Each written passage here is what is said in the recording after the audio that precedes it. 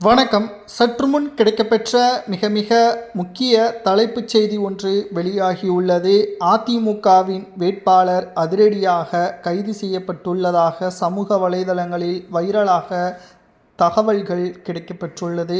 அதிமுகவின் வேட்பாளர் தென் மாவட்டங்களில் அதிக அளவு ஓட்டுக்களை பெறுவதற்கும் அதிமுகவில் உள்ள தொண்டர்கள் சசிகலாவின் பின்னால் செயல்படுவதால் பணத்தை கொடுத்துதான் ஓட்டுக்களை பெற முடியும் என்ற எண்ணத்துடன் கிட்டத்தட்ட ஒரு தொகுதியில் மட்டும் சுமார் 124 கோடி செலவு செய்ய எடப்பாடி திட்டமிட்டிருந்தார். முதற்கட்ட பணப்பட்டுவாடாவின் போதே திமுகவின் வேட்பாளர்கள் மூலமாக இந்த பணப்பட்டுவாடாவை காவல்துறைக்கு தெரிவித்து பறக்கும்படை அதிகாரிகள் மூலமாக அதிமுகவின் வேட்பாளர்களது ஆதரவாளர்களை கைது செய்துள்ளனர். தென் மாவட்டங்களில் எடப்பாடிக்கு ஆதரவுகள் கிடையாது.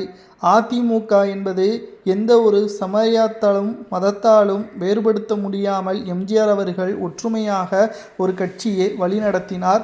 அதை ஜெயலலிதா அவர்கள் சிறப்பாக அடுத்த கட்டத்திற்கு கொண்டு சென்றார்.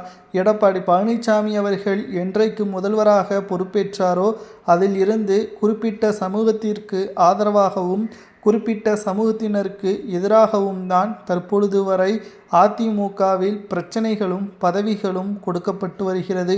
சசிகலா அவர்கள் தென்னைமர சின்னத்துடன் தென் மாவட்டங்கள் முழுவதும் போட்டியிடுகிறார்.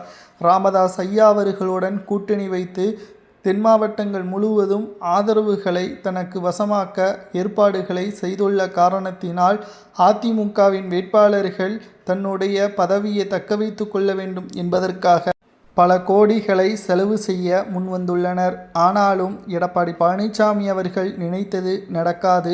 வேட்பாளர்களது ஆதரவாளர்கள் இன்று கைது நடவடிக்கை மேற்கொள்ளப்பட்டுள்ளனர்.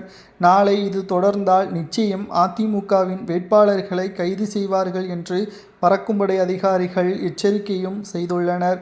தேர்தலில் வெற்றியடைய வேண்டும் என்றால் அனைத்து மக்களுடனும் சமமாக ஒற்றுமையாக செயல்பாடுகளும் திட்டங்களும் இருக்க வேண்டும்.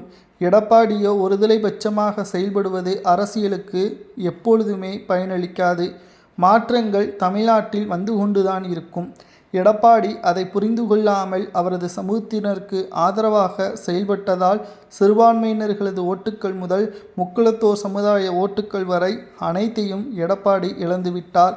சசிகலா அவர்களது பின்னால் அதிமுகவின் தொண்டர்களும் சென்றுவிட்டனர். எடப்பாடி பழனிசாமியின் வேட்பாளரை கைது நடவடிக்கை செய்ய வேண்டும் என்று வழக்கு பதிவு செய்ய வேண்டும் என்று பிரச்சாரங்கள் போராட்டங்கள் நடத்துவது சரியா தவறா என்பதை கமெண்டில் கூறுங்கள்.